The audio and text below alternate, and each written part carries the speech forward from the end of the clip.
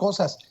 ¿Has podido identificar medios en YouTube, en redes sociales, ya deja tú sin censura, como este movimiento de youtuberos, facebookeros, tuiteros, memeros que se da en México? ¿Hay algo similar en América Latina ahora que estás en este encuentro, en estas clases, o México es un caso en especial? Mira, de hecho creo que eso es lo interesante porque creo que acá ha tenido la necesidad, de acuerdo a los estallidos, a los procesos, de volcarse, ¿no?, a las redes sociales, de empezar a tejer estas redes, que incluso es por ello que estamos aquí con esta necesidad y urgencia de identificarnos como compañeros más allá de las fronteras.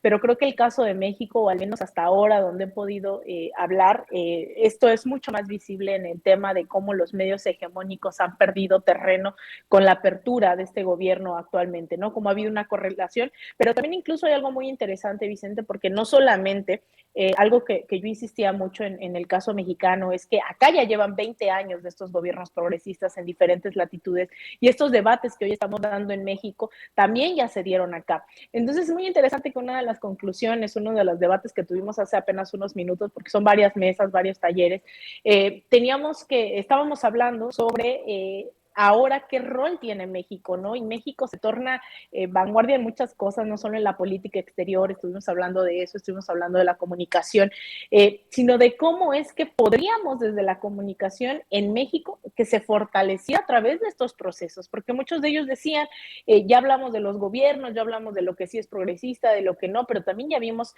cómo y por qué perdió Lula, cómo y por qué se lograron invisibilizar Venezuela, cómo y por qué en Argentina hoy el gobierno pues no necesariamente asegura la continuidad después de Alberto Fernández. Hay bastante controversia al respecto.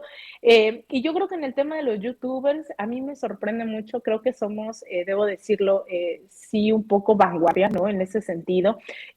A mí me enorgullece mucho estar hablando de esto acá en este espacio, porque creo que se siguen las dinámicas, ¿no? A pesar de que queremos contrarrestar esa información imperialista, colonialista, racista, misógina, seguimos pensando en reproducir tele, radio, ¿no? Incluso los formatos en redes sociales. Y acá cuando les digo, no, la gente está viendo YouTube, nos está apoyando, o sea, no me creían que hay coberturas que hago a partir de estos superchats, ¿no? De la gente acompañándonos, de la gente diciendo queremos ver eso, porque también un tema es el financiamiento. Yo decía, pues hay que prestarle a la gente, ¿no? La gente de verdad, no hay que subestimar que la gente está dispuesta a invertir en información, en conocimiento, en desmentir lo que está ocurriendo. Entonces creo que hay muchas cosas que acá están siendo relevantes para el debate que he aprendido en Sin Censura, y que, bueno, también la experiencia en otros medios, no voy a demeritarla, ¿no?, en haber participado en otros espacios, en televisión, en radio, etcétera, pero creo que hoy Sin Censura es un gran ejemplo y una punta de lanza en estos debates en América Latina. Pues hay que ser punta de lanza también para promover una cumbre como esta en México.